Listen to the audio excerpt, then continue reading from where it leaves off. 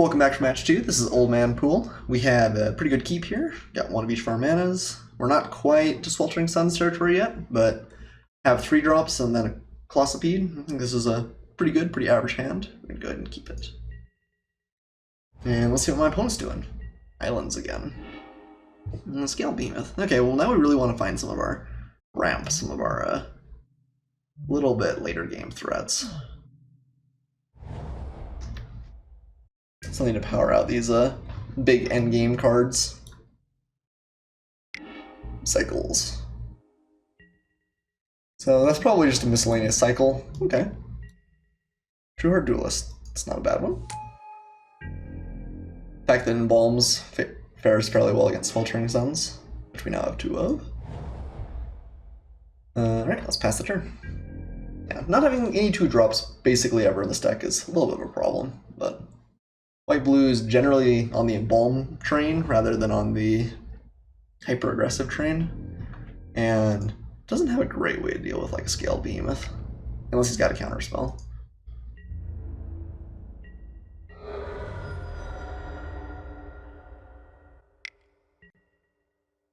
Okay. If we draw a mountain, I think we actually just Sweltering Suns here. We did not. It's okay. If we do that, though, I think we're going to play the Onri Kudu, and we're going to use it to block the Duelist. We'll still take a hit from the Spearmaster, but it's not the end of the world. We do want to hit more lands here. We're not in a terrible position, but we do need to run up the curve if we're going to interact favorably with the Spearmaster. Or at the very least, find a red source, but that kind of amounts to the same thing.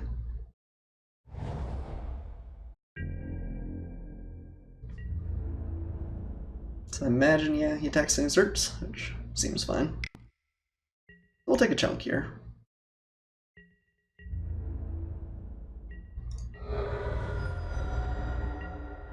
No follow-up. Interesting. So no Sweltering Suns quite yet, unfortunately. I guess we play the Hooded Brawler, probably?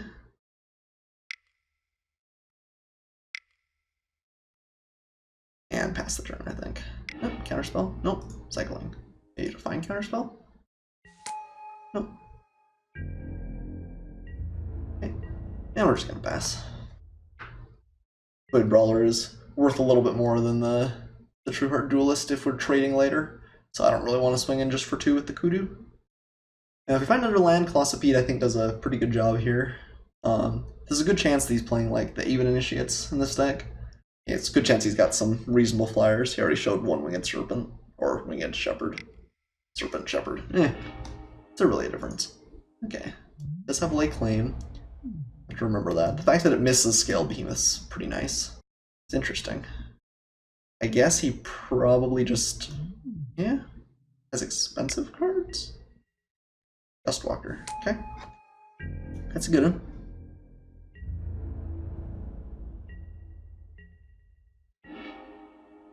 Yeah, that's not what we're hoping for. Okay, we're gonna attack and exert with the Hooded Brawler. And then keep up a Pouncing Cheetah. I guess there's an argument to be made for waiting and attacking next turn with that, and just hoping we find red for the Sweltering Suns. Although I guess if we do that, we play Colossopede, and that's not super sad. But the fact that this survives past Sweltering Suns if it's already pumped is kind of nice.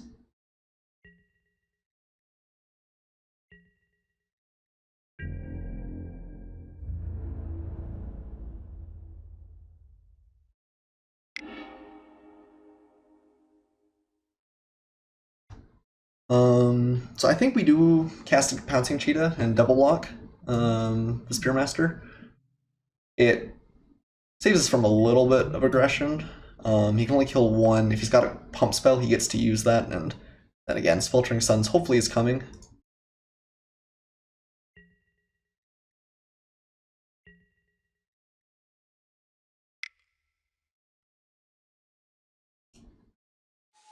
No counterspell. So we'll get to trade 1 of these away for the Spearmaster, which I think is good for us. Unless he's got, like, Mighty Leap or something, which he might. But again, even if he does, it's not the worst. Because then if we find red, we play Colossopede and then wait a turn and play Sweltering Suns. Obviously, again, still hoping to find mana here, but this is an example where the enchantment, the ramping enchantment, I can't think of what it's called, is worse for us. We got something. Mighty Leap. Nope, Vizier. Okay. And that gets us pretty good.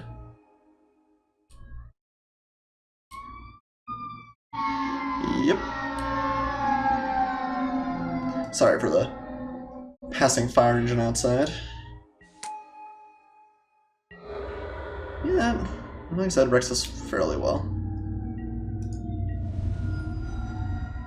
Really want to hit that Sweltering Suns.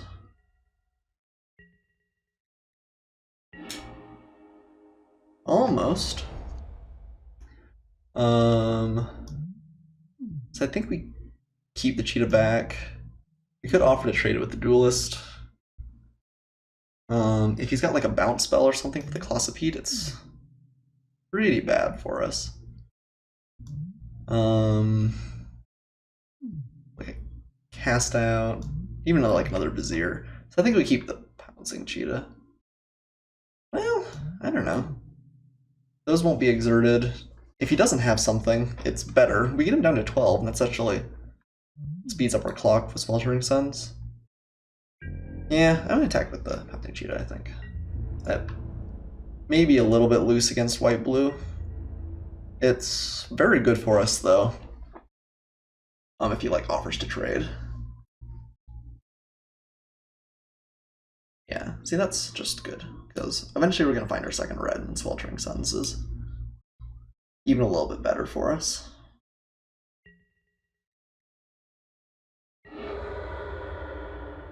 And I'm playing like we're gonna find a mountain, because if we don't, I think we're in trouble anyway. The Gustwalker is gonna repeatedly get in the air. I guess it's an 8-turn clock as it stands right now, but if we find a mountain this next turn, that's kind of ideal, because then we swing with Hooded Brawler, exert it, Colossopede doesn't block, we wipe his board.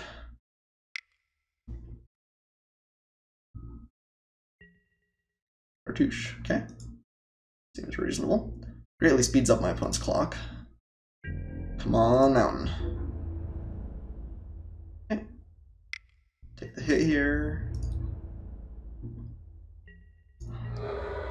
Even Forest would be okay, because we can play a Scaled Behemoth. But, come on, mountain. Guard Duelist, okay. Yeah, not a mountain. So we can't block the Gustwalker or the Vizier, and that represents 6 damage. The Scaled Behemoth will be able to block the Spearmaster. We have to leave back something here.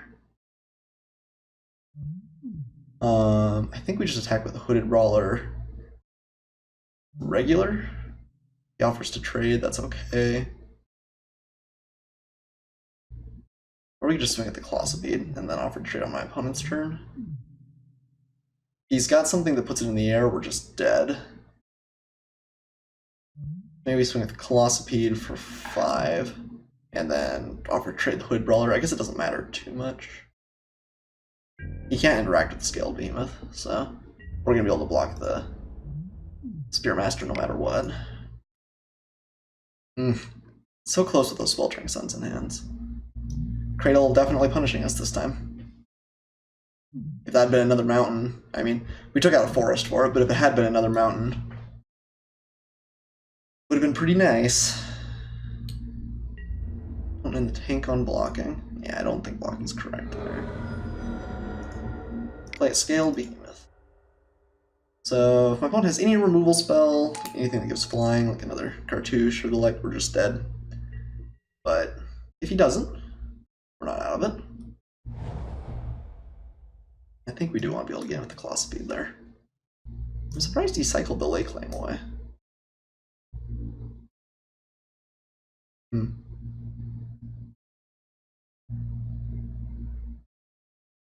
Yeah, I'm surprised he cycled the Lake Claim, especially because he seems to have hit mana basically every single turn. Yeah. Open to Wonder gets us pretty good. Dang. 1 mountain away from truly great game. Alright. Well, he is more on the beatdown path. We do not have tons to deal with that. Stinging Shot seems good. He's faster, so I'm not sure we can get away with Spidery Grasp. Although it's probably still better than Shed Weakness. Cultivator seems whatever. Maybe want 2 Stinging Shots.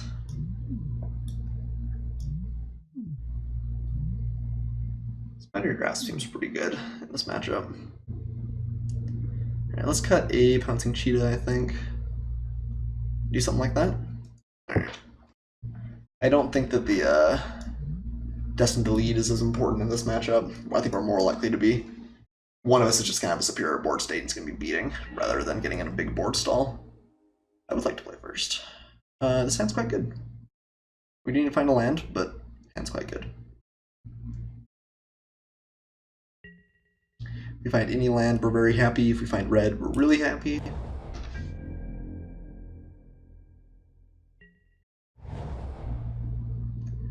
I mean, I guess in a perfect world, we trade like one of our 3-drops for a land. Watch as we never draw another, but I think keeping here was correct.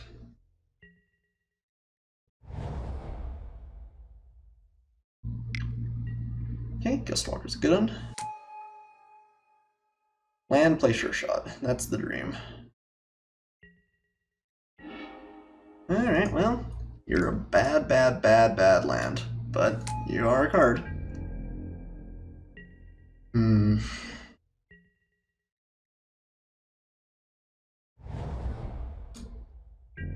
Villain or F? Villain or F for sure. Okay, we'll take our hit. I do think that it was, even though we didn't quite get there, it was correct to keep that land. If we hit 3, Gift turns on most of the rest of our hand.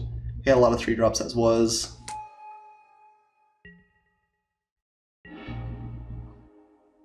Well, we could just Sweltering Suns right now. It does cut us off from mana. Next turn we're going to take, I guess we play like a Kudu, and then actually the Kudu survives. That's not the worst.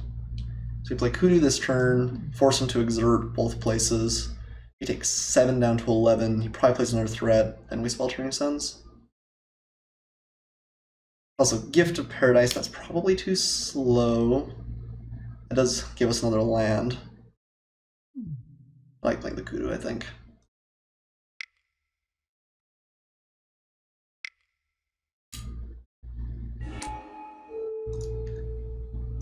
Alright.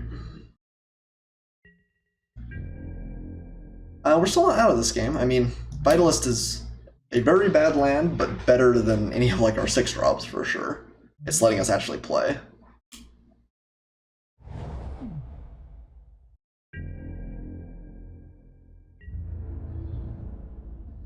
Exert. Yep. Fine by me.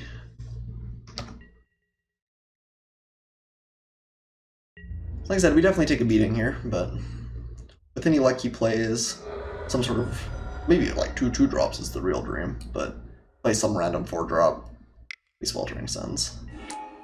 Yep, that counts.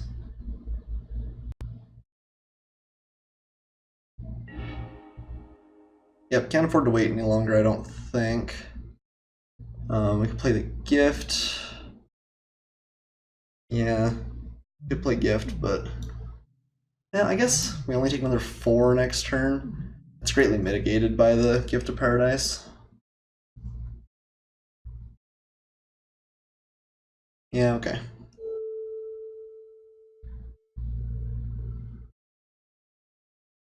I guess I don't think it matters which one we tap.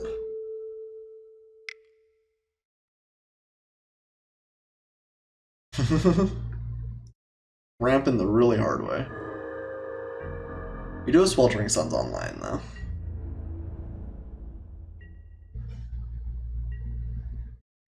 We take another 4 here. The fact that you did have to exert means that we get a little bit more time. Really want to find lands, though. Leadership knowledge. Ooh, that's actually really bad for us. Yeah. And if only I'd put it on the Spearmaster. Lets him get in with both, and then Sweltering Suns actually doesn't do it. Man. Okay, so we take 8, go down to 6. We're 2 turns away. We can play a Sure Shot the turn after and at least jump.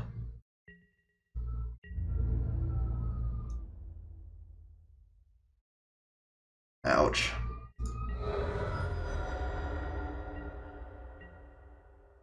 You know, I feel like we would actually have a pretty good matchup against this deck if our draws had lined up just a little bit better, but... Okay, that's a good one. So now we've got 1, 2, 3, 4, 5 mana.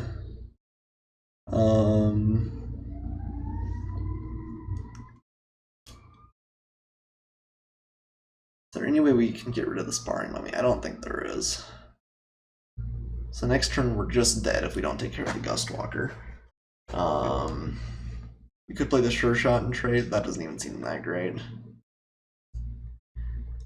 Yeah, rough.